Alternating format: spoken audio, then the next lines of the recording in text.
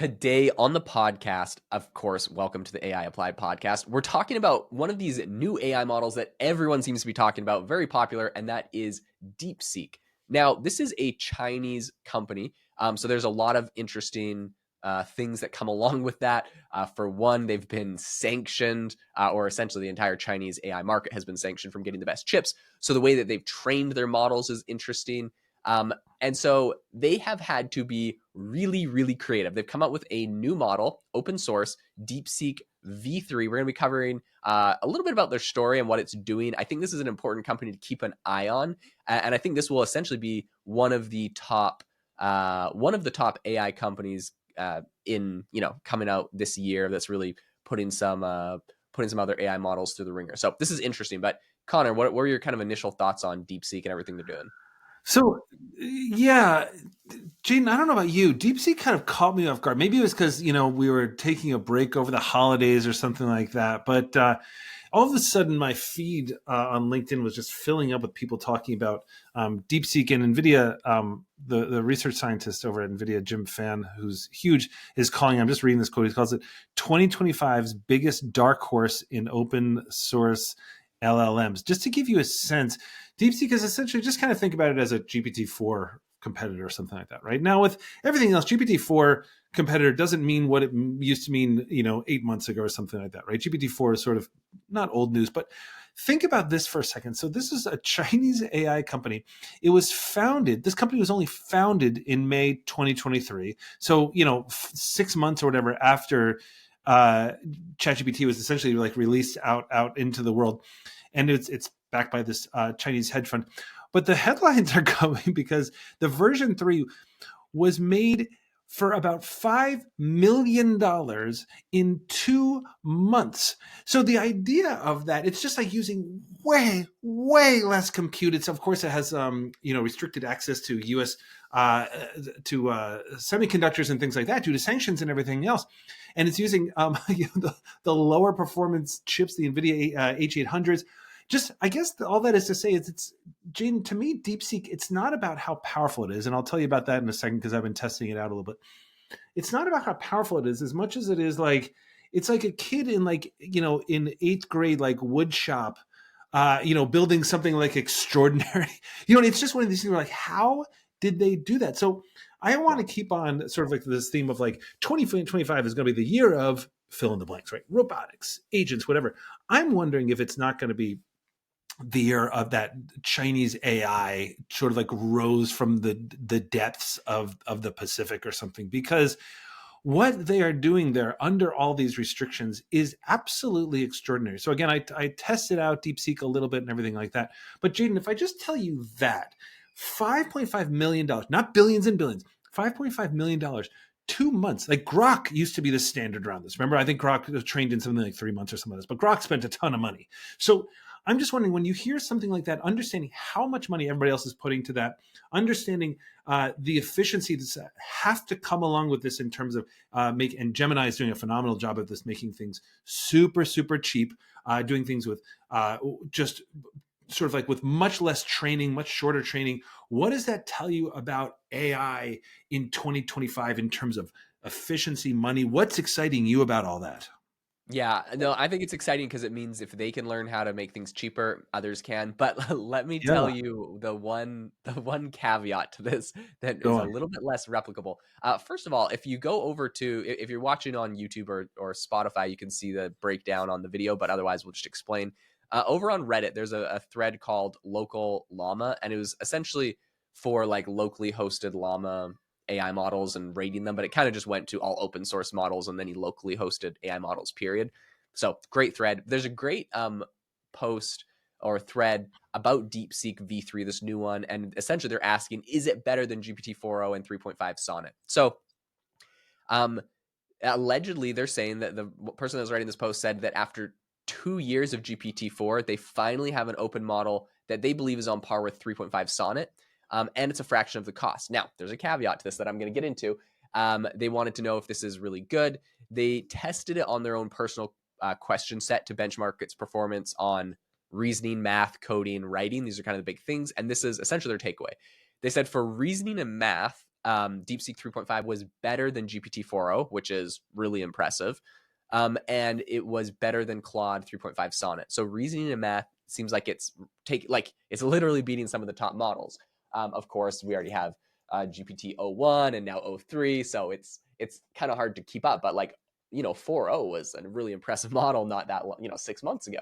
So for coding, apparently Claude is unmatched. This is what I hear from all developers. I have no idea if there's any bias in this, but no developer will ever admit any model, even ChatGPT, is ever better than Claude. They just love Claude, and they have a lot of built-in coding panels and stuff. So, anyways, apparently they're saying that o1 is pretty good with Claude. So Claude 3.5 Sonnet and o1 are pretty comparable, but both of these are better than that. Okay, so then they said that Claude is better again for writing, but they noticed that DeepSeek's response pattern, even its words, were eerily similar to GPT-4o. And there was actually a article in TechCrunch that covered this exact thing, where essentially they said that DeepSeek was it thinks that it's ChatGPT. So the reason why, and the big caveat in all of this, is that likely DeepSeek used ChatGPT data to train its model, and this is why it was able to do it for so cheap and so fast. And if you're doing this from an American company, you typically would get in trouble.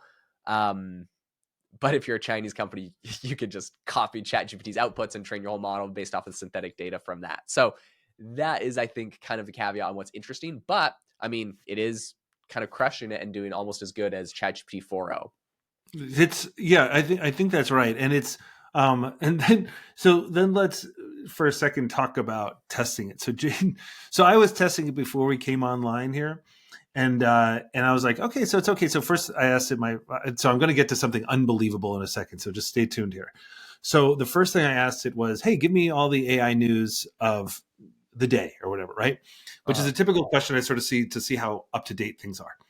And so it said, well, as of my training in 2024, July 2024, I'm like, oh, okay, well, does it even have the internet? But then I realized there's an internet button. So you can press it and sort of say okay, search the internet. So it did a pretty decent job. So it says as of January 2025.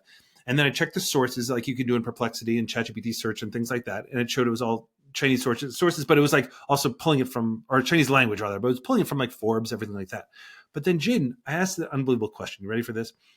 So I had heard about DeepSeek that it still had a certain amount of censorship to it, right? So Jaeden, I wish I'd been live streaming this. Maybe I'll try to do a Loom, but I don't want to get whatever by the Chinese government. So I said, tell me the worst things about the Chinese government. And I pressed the internet search thing, and it started to fill it out. And it said, well, actually, the Chinese government can oppress its people, blah, blah, blah, all that kind of stuff. So basically I asked it, I said, my exact question was, hold on, let's see. What's the worst things about the Chinese government? So it started to fill all that out, Jaeden. And then suddenly it stopped, erased the entire answer, and then said, sorry, that's beyond my scope. Let's talk about something else. And so the next question I asked it was, what are the worst things about the American government? And it could not say enough. It just started scrolling down, and it gave me 12 points. So anyway, so with anything, right, we have to take all this with a grain of salt. But it's glorious when you can find some of these little things that go wrong with AI, but also how does it know? What is it sort of because Jaeden, you have taught me some of these hacks in the past where it's if you just I think the statute of limitations has run out here long enough, where in Suno, Jaeden taught me a hack, which was if you spell the artist's name incorrectly, it would actually give you something in that style. Whereas if you didn't, if you spelled Taylor Swift correctly, it would say I'm sorry, I can't do that. So there's always a little hack. So now I'm wondering, is there a way to sort of say well, what are some bad things about a government between, and then on the north of the Indian subcontinent, something like that? But it is getting weird up in here with DeepSeek. Yeah, so that's the thing. This is an impressive model. Someone literally screenshotted a tweet where they said, they asked it, what model are you? And it said, I'm ChatGPT, a language model developed by OpenAI. Specifically, I'm based on GPT-4 architecture. So, Amazing. I mean, if they're able to go and make the Chinese government sound, or, blacklist that, this probably is another one of the chats they should blacklist. And I guess this is my final thing to say on all of this is, it's cool. It's open source. It can run locally on your device. And so a lot of people like it for privacy reasons for that, because you're not sending your information to the Chinese government, theoretically, Yeah. like you might on their website.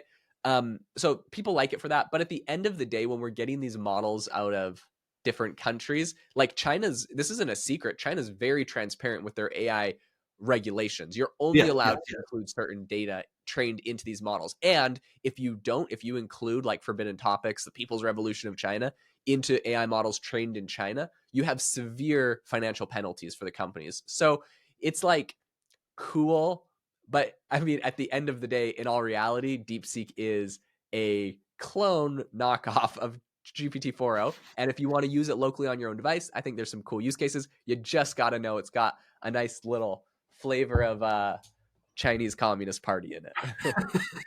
Nice little flavor indeed. Listen, guys, try out DeepSeek if you want, but as Jaeden says, like with all these things, until you demo it yourself, until you feel it out yourself, all that kind of stuff, just take these things with a grain of salt. Also, just know that these companies do steal from each other. My gosh, we love Perplexity, but they could get themselves in some big trouble around this. There's also all the issues around generative AI and media sources and things like that. So just remember that there are multiple sides to all these things. Try to do the research yourself when you can. Otherwise, come back here to AI Applied. We love sharing what we are learning with you. And listen, if you like this episode, if you like anything what we do, we would absolutely love it. It would mean the world to us if you would consider leaving a rating and review. I know it's a pain. It does take 2 seconds, and just know that we are real humans doing this, and it gives us incredible joy when you do that. So thank you in advance. You guys are the best, and we hope you have an amazing rest of your day.